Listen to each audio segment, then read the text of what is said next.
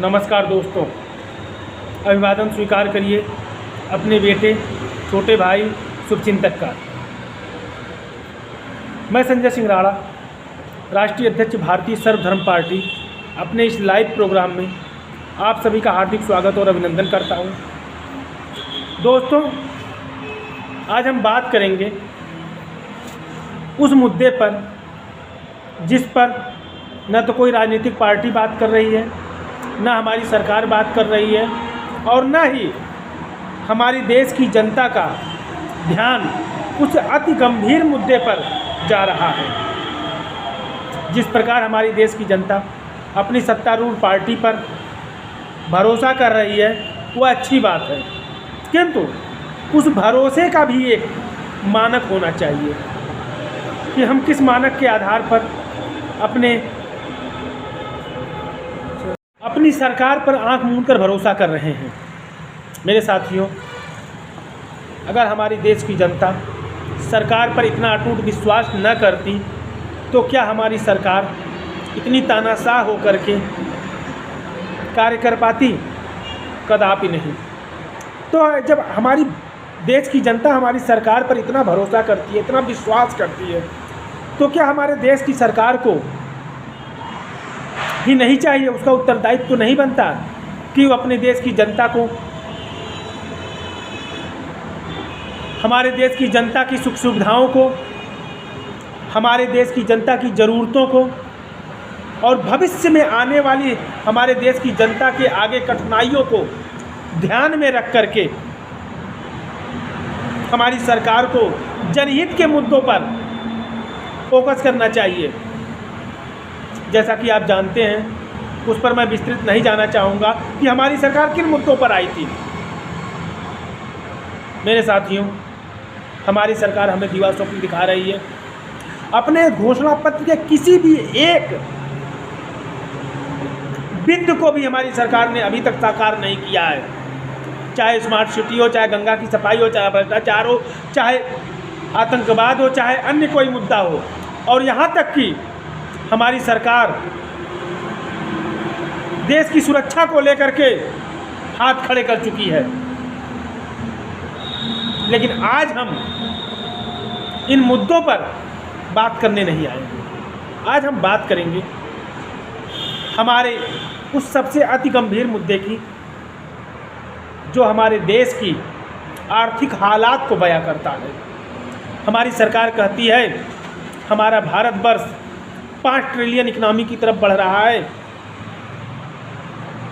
और हमारे Uttar Pradesh 1 trillion economy की तरफ बढ़ रहा है। यह बहुत अच्छी बात है।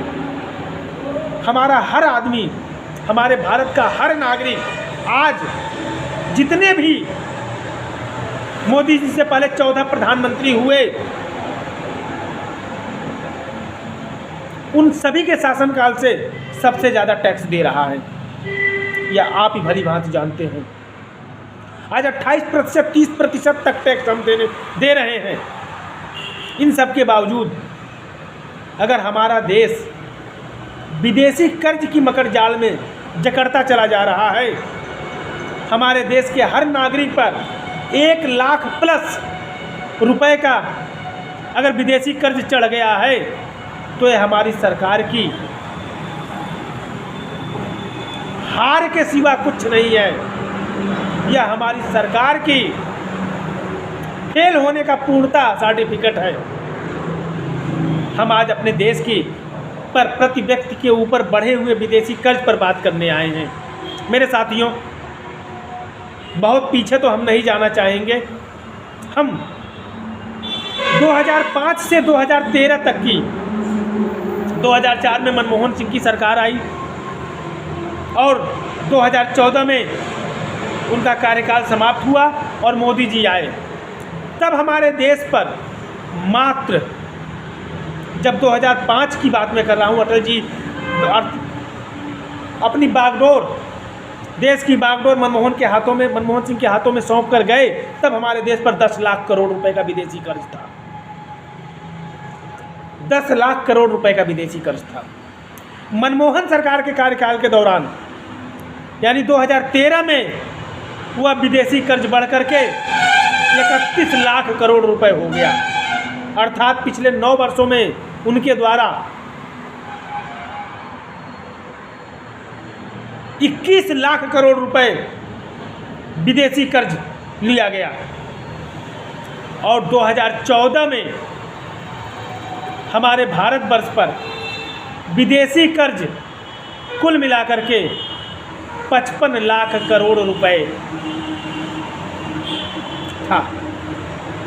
जब मोदी जी ने देश की बागडोर संभाली तो हमारे देश पर विदेशी कर्ज 55 लाख करोड़ रुपए था। मेरे साथियों, जो बढ़ता हुआ, इस तीव्र गति से बढ़ता हुआ आज आसमान की बुलंदियों पर पहुंच चुका है। मेरे साथियों, अगर 2014 का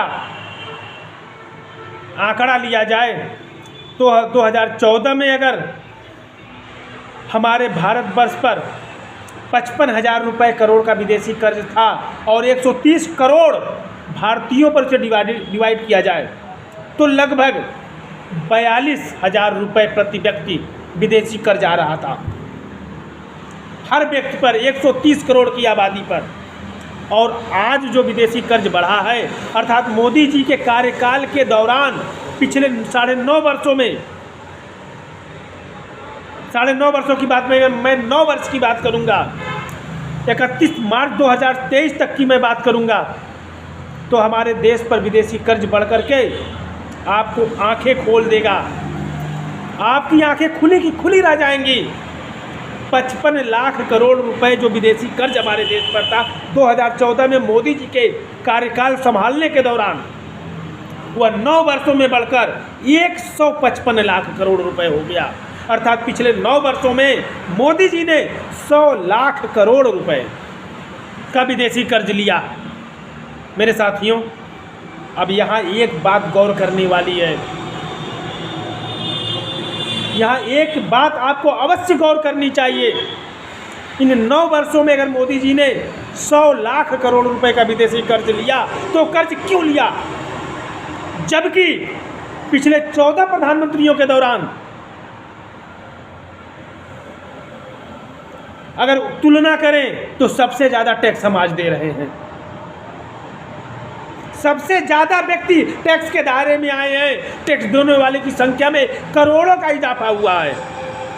इसके बावजूद अगर ये 100 लाख करोड़ रुपए कर्ज लेना पड़ा हमारी सरकार को, तो यह बात हमारे गले से नीचे नहीं उतर रही है। आखिर कैसे 42,000 रुपये का प्रति व्यक्ति अगर 140 करोड़ की आबादी से 2014 में हमने डिवाइड किया 130 करोड़ आबादी, आज हम अगर 140 करोड़ की आबादी से डिवाइड करते हैं तो 155 लाख करोड़ को अगर डिवाइड करते हैं तो 1 लाख करोड़, 1 लाख रुपए से ऊपर,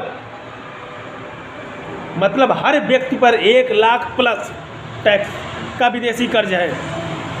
140 करोड़ यानी 140 लाख करोड़ हुआ, 1 लाख यानी 15 लाख करोड़ रुपए अभी भी एक्स्ट्रा है, तो उसको भी अगर 140 से डिवाइड करेंगे तो 1 लाख प्लस ही रहेगा। मेरे साथियों, क्या यह बात चिंता की नहीं है? क्या इस बात पर हमारी सरकार को हमारे देश की जनता से स्पष्टीकरण नहीं देना चाहिए? क्या हमारे देश की जनता को इस पर मोदी जी से सवाल नहीं करना चाहिए, अपनी सरकार से सवाल नहीं पूछना चाहिए कि जब 1 लाख करोड़ रुपए हम पर कर्ज है, उसमें गरीब भी शामिल है, अमीर भी शामिल है। माना कि इसे हमें आपको चुकाना नहीं है, लेकिन औसत अगर डिवाइड होगा भारत के नागरिक होने के नाते, तो अगर हमारे देश में किसी प्रकार की ऐसी इमरजेंसी आती है तो यह हर भारतीय का कर्तव्य है। लेकिन क्या हमारे देश की जनता इतनी संपन्न है? चंद पूंजीपतियों, नौकरशाहों को, उद्योगपतियों को छोड़ दिया जाए तो? मेरे साथियों, आखिर मोदी जी ये कर्ज लेकर किए क्या? और हमारे देश का जो टैक्स पेयर का पैसा है वो पैसा गया, अर्थात जो राजस्व आता गया वो पैसा कहाँ गया? जो 1947 से लेकर के 14 तक भारतवर्ष के 14 प्रधानमंत्रियों ने मिलकर कुल 31 लाख करोड़ रुपए का मात्र कर्जा लिया था। मैं 55 लाख करोड़ रुपए की बात कर ले रहा हूँ। हाँ, 2014 में 55 लाख करोड़ रुपए का कर्जा लिया 14 प्रधानमंत्रियों ने मिल करके। लेकिन हमारे एक माँ गंगा के बेटे यशस्वी प्रधानमंत्री माननीय नरेंद्र मोदी जी ने 100 लाख करोड़ रुपए का विदेशी कर्ज बढ़ा दिया मात्र 9 वर्षों में। और यह मैं नहीं कह रहा, यह 2023 में हमारी वित्त मंत्री निर्मला सीतारमण जी के लिखित संसद में आदि बयान है, जो कांग्रेस सांसद के पूछने पर उन्होंने अपना जवाब दिया था कि हाँ, इस सरकार में आज की दौर पर 155 लाख करोड़ रुपए का विदेशी कर्जा है। तो मेरे साथियों, जो सरकार हमें स्वप्न दिखाई थी, हम महंगाई को दूर कर देंगे, हम भ्रष्टाचार को दूर कर देंगे, हम काला धन ले आएंगे, हम नदियों को साफ कर देंगे, हम संपन्न भारत बनाएंगे, हम सीमाओं को सुरक्षित कर देंगे, हम देश की विदेशी कर्ज को कम करेंगे, तो कम करने की तो बात ही छोड़िए मेरे दोस्तों, इन्होंने 3 गुना लगभग 181% की बढ़ोतरी कर दी। मेरे साथियों, क्या यह चिंता का विषय नहीं है? क्या इस पर हमारी सरकार को जवाब नहीं देना चाहिए? क्या इस प्रश्न पर, इस भयावह स्थिति पर हमारे देश की जनता को अपनी सरकार से सवाल नहीं पूछना चाहिए? 1 लाख करोड़ नहीं, 2 लाख करोड़ नहीं, 3 लाख करोड़ नहीं, 155 लाख करोड़ रुपए, अर्थात 9 वर्षों में 100 लाख करोड़ रुपए का विदेशी कर्ज बढ़ाया गया।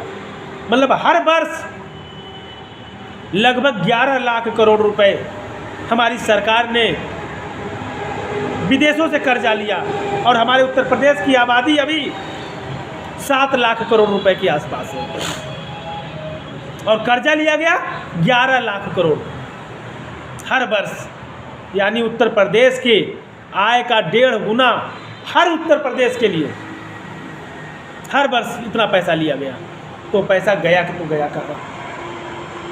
क्या इस पर सरकार को की जवाबदेही बनती है या नहीं? यह फैसला आपका है।